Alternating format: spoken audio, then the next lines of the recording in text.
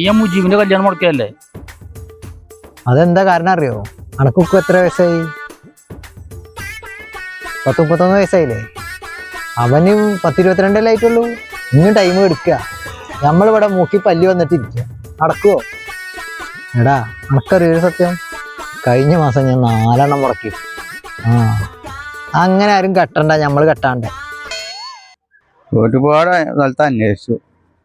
അവർ 2 ചെക്കന്മാരൊക്കെ ഉണ്ട്, അവരോട് അന്വേഷിച്ചു നോക്കാം.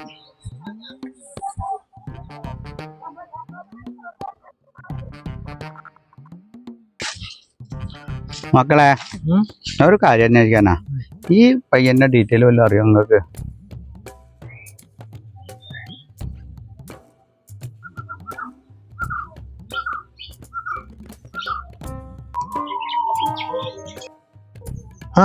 ഇവനോ? എന്താ കാര്യക്കാ? എന്റെ മോൾക്കേ ഒരു ആലോചന വന്നതാ, അപ്പൊ അത് അന്വേഷിക്കാൻ വേണ്ടി വന്നതാ. അല്ലേ, ഇതിലേതാ ചെക്കൻ? ഇതിലെ മഞ്ഞയാണ് അല്ലേ? ഇവനെ നമ്മളൊക്കെ സുന്ദരനാ, അങ്ങനെ നടക്കണ്ടവന്റെ. മുടക്കിക്കോ. അല്ല, എന്നാ മക്കളെ നിങ്ങളെ പെറുപെറുക്കണേ? അതൊന്നുമല്ലക്കാ, ചെക്കനെ നല്ല പരിചയണ്ടാ? എന്താ ചെക്കനെ പറ്റില്ല അഭിപ്രായം എന്താ?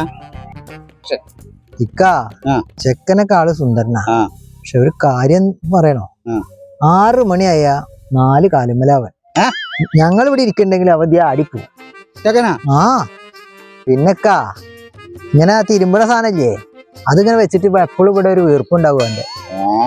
ചെക്കൻ കാണാൻ സൂപ്പറാട്ടോ. കമലച്ചിയുടെ മോളെ ചുറ്റിക്കളിയില്ല ചെക്കനല്ലേ അത്? അതന്നെടാ. ഇവൻ തന്നെ വേണം. ഇത് എന്റെ മകനാ.